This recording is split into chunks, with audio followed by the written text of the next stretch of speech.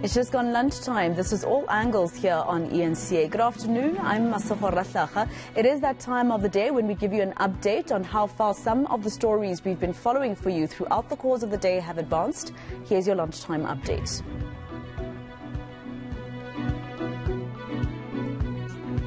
Right, we've got our reporters on the ground that have been out and about bringing us the latest news on our top stories. Let's get an update now from all of them. I'm joined by Manqoba Mkhunu, he's in Diepsloot. Heidi Jokos is in our Johannesburg studios, and Letuwe Mdluli is in Durban. Manqoba, let me start with you. You're in Diepsloot. It's, right now they've been protesting throughout the course of the day. At some point we saw police firing rubber bullets in efforts to disperse protesting residents. Give us the latest account now.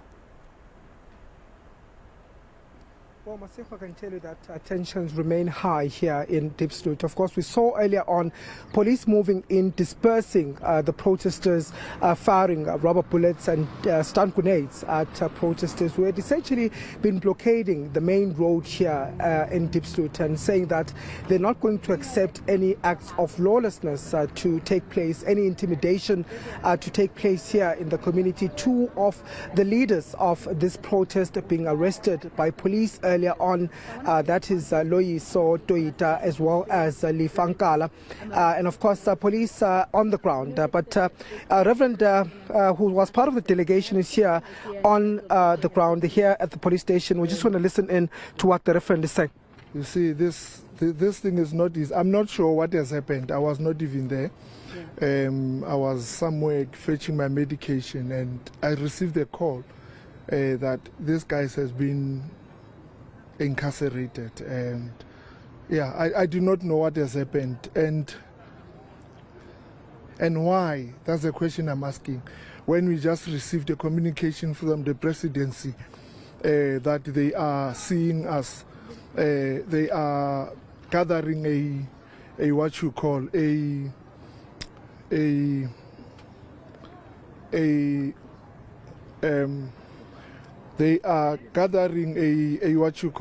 they are gathering a technical team, and it seems as if we're going to be invited tomorrow.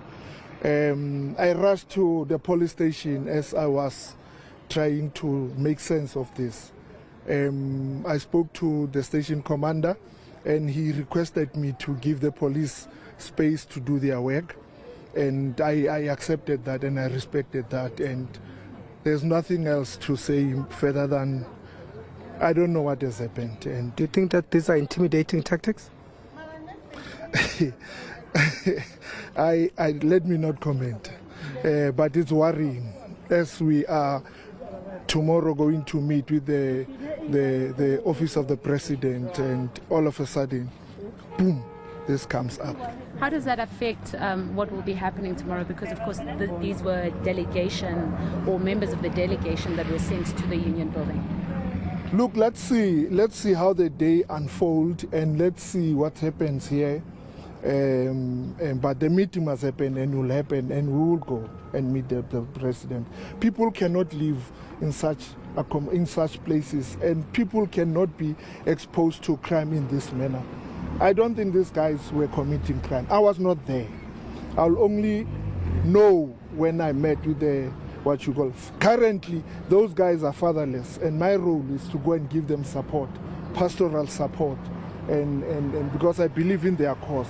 The cause of the poor people living in that condition, the crime, the high rate of crime are just unacceptable. And that's simple what we're asking: to be protected, to be given decent living place, to make sure that those who are living with us are people who are known. That's all. And else, what else can we really ask for? You see, but for the arrest, I don't know what has happened.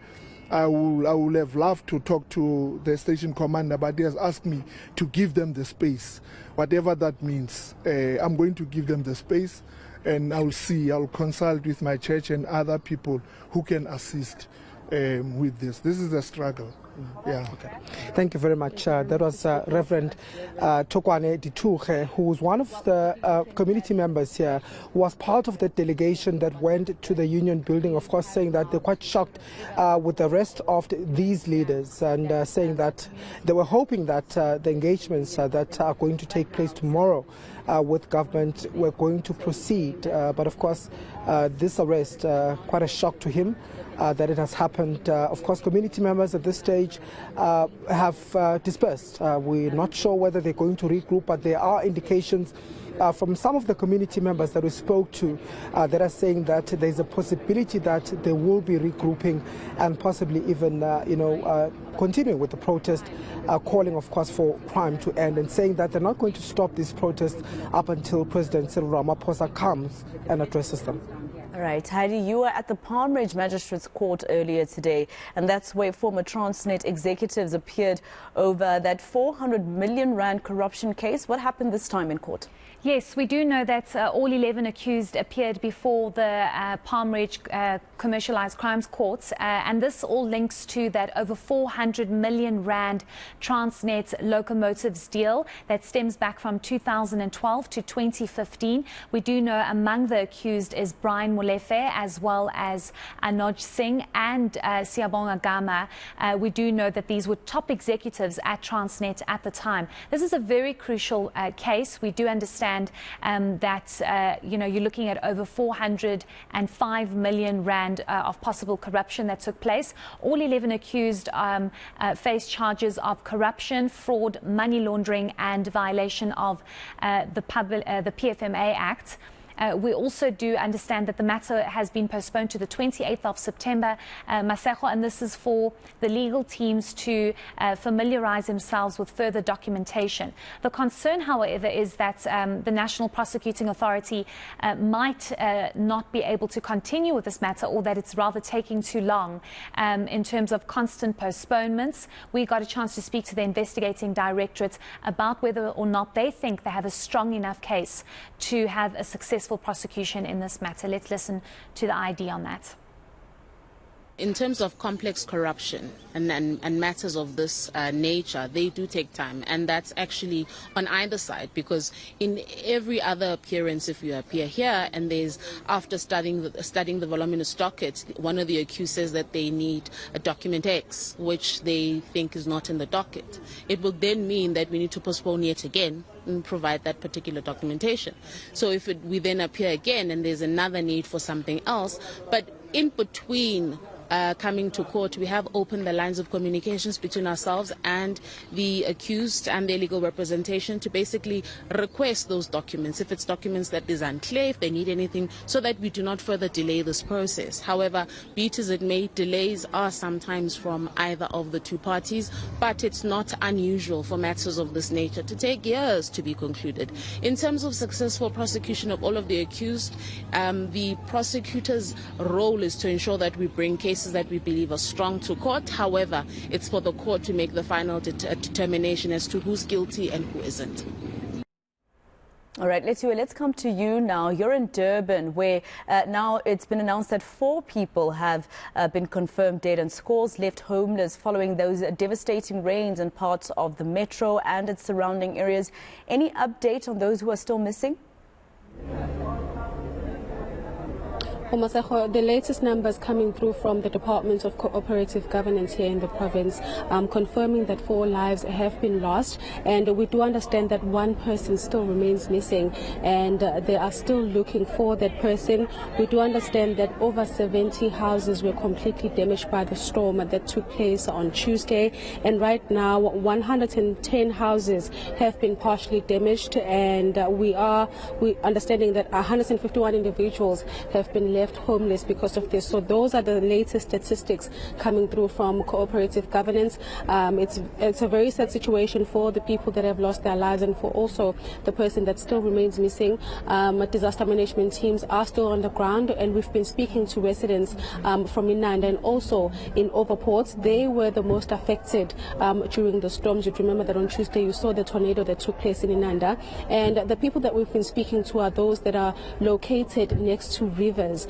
they have been told that they need to relocate from those areas because they're very dangerous. But unfortunately, the residents are saying that they need the assistance of the government because there's no land to build, and the first available place that they see, they build their homes. And unfortunately, when we see disasters like this one take place, those people are the first to be impacted. We spoke to a resident in Overport as well, and they are saying that they experienced damage in that part of Durban as well. They are saying that their issues have been ongoing for years now, and they've been wanting the eThekwini municipality to get involved. There's sewage, there's also some flood damage from last year that has still not been fixed, and they are saying that they are tired of making calls to the government and also to the municipality. When I spoke to that resident a bit earlier on, this is what he had to say. When the storm came through, the water could not manage into any of the stormwater because stormwater had been blocked. So it basically came down the area of the driveway and infiltrated this area, damaged the home right in front, also damaged the bottom and some houses in the bottom. So that's the situation we're sitting with.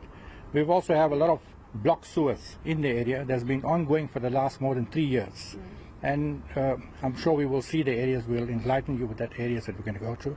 We've got active citizens on our side that assist us, work contribution towards people. Some of our people in the areas have had no water for the last 4 days also. And we've been calling for a tanker. We've been calling for a tanker from the municipality, from our councillor, but everything has been going on deaf ears. So the public themselves now, as ratepayers, we have been now taking out money from our own pockets, and now we've been funding to give people water that don't have water for many days.